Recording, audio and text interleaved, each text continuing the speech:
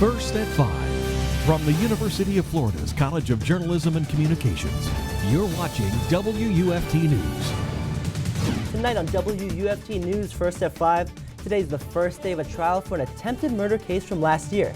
And we have the 911 call that started it all. Plus, new details in a deadly tanker truck collision, the one reason investigators say they cannot identify the victim. Good evening, I'm JT Santos. And I'm Carla Rabina. Thanks for joining us. We start with those updates on the wreck. In a news conference this afternoon, Gainesville Fire Rescue said the body of the other driver was so badly burned in the crash, investigators have been unable to identify who they are. These details come as we are also learning more about the response efforts by multiple agencies to put out flames after tanker and car crashed. We're joined now by Valerie Lyons, who spoke with fire crews. Valerie, I understand it took 2 agencies to put out these flames? That is correct. In fact, even with Gainesville and Alachua County Fire Rescue, it took over an hour to fight the fire. Thanks, Valerie. A Gainesville man is on trial this week accused of trying to kill his wife last year. She survived multiple stab wounds and could take stand to testify.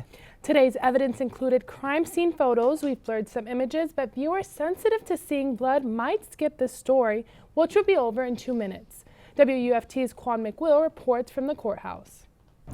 The state attorney at the defense spoke today. One North Central Florida organization is taking a different approach towards stopping violence in Gainesville. The Green Dot Bystander Training Course is designed to teach community members strategies that can prevent violent situations. Participants of the course took part in role play and small group exercises to mimic violent scenarios they might encounter. Green Dot coordinator Pamela Coons says most people don't realize how serious the issue is. We are in a culture that sees violence as a form of entertainment. And if we see violence as a form of entertainment, then it is understandable that when we hear it in music, when we see it happen to other people, we're desensitized to it. Each person who completed the training was given a Green Dot certificate.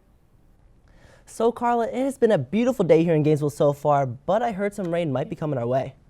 Let's go to Nicolette Zangira in the UF Weather Center to see if people are going to need their umbrellas tonight. Nicolette? Well, Carla, JT, there's plenty of showers and thunderstorms on the map right now. The city of Alachua is reaching another milestone with its parks and rec facilities. WUFT's Nicole Rogers has a story. A $3.2 million project came to a finish today. Local organizations are Youth Build partnering to give out food to needy families. Project Youth Build, which is located on 6th Street right beside the Gainesville Police Department, started bright and early preparing boxes full of food. The food was provided by Farm Share, a nonprofit who provides food to families in need throughout the state. Project Youth Build Executive Director Jonathan Leslie says cars were lined up as early as 6:45. When we arrived at 6:45 this morning, there were already cars lined up. So I think that just demonstrates the need in our community to do more events like this. Event organizers say these food giveaways normally serve more than 75 families. You're watching WUFT TV News. Welcome back. On Tuesdays, we catch up with politics. WUFT's political reporter Audrey Mostek joins us now. Carla, JT, today Senator Rick Scott introduced new legislation with the Parkland massacre in mind. Thank you, Audrey. So, you know, Carla, with Halloween coming up, a lot of people are going to be out and about Halloween trick-or-treating. Yeah, JT, you know, I really hope it's not too hot for the kids in their costumes. But we're going to turn back to Nicolette Zangira in the UF Weather Center for a look at Halloween's weather outlook. Thanks, Carla and JT. Thanks again, Nicolette. Now, the NCAA came out with a decision that could change the landscape of college sports. WUFT sports reporter Ethan Curtis has more. The NCAA has opened up the door to possibly paying.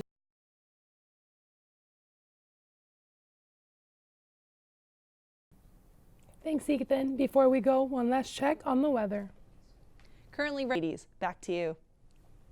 Thanks, Nicolette. BBC World News is next, and the PBS NewsHour is coming up at 7. Our news team will bring you another show tomorrow at 5, but your Florida news is always on at WUFT.org. Have a good night.